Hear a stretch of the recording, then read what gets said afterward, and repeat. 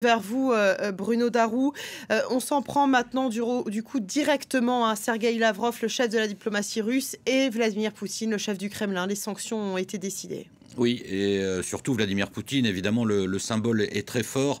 On sait que hier, quand Joe Biden a pris la parole, on attendait à ce que les États-Unis prennent aussi des mesures directement contre la personne et la fortune de Vladimir Poutine. Joe Biden ne l'a pas fait, ça a été critiqué, et là, pour le coup, les Européens sont un peu en avance par rapport aux États-Unis, et évidemment, symbole très fort, Vladimir Poutine directement visé. Je crois que c'est une des premières fois qu'un chef d'État en exercice est visé par des sanctions financières. Et puis évidemment Sergueï Lavrov, le ministre, l'inamovible ministre des Affaires étrangères, qui lui aussi est visé. Alors, concernant la fortune de Vladimir Poutine, qui est immense, hein, selon le magazine Forbes, la fortune de Vladimir Poutine est estimée à 200 milliards d'euros ou de dollars, enfin, peu importe ce niveau-là. Donc c'est très riche, hein, c'est quasiment c'est 7-8% du PIB français, rien que pour monsieur Vladimir Poutine.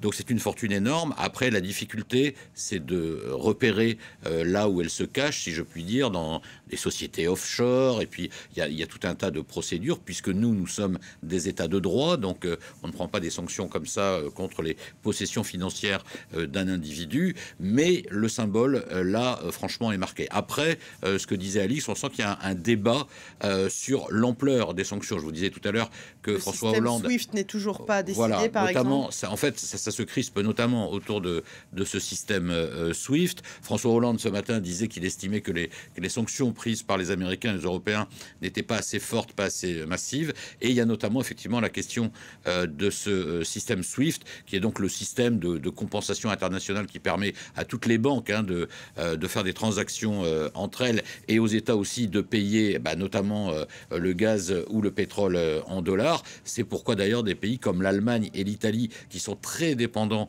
du gaz russe en l'occurrence, l'Allemagne, c'est quand même une dépendance à hauteur de 55%. C'est pour ça que là, entre les Européens, visiblement, il n'y a pas encore consensus pour prendre cette mesure qui serait très forte, mais mesure que n'a pas prise non plus Washington.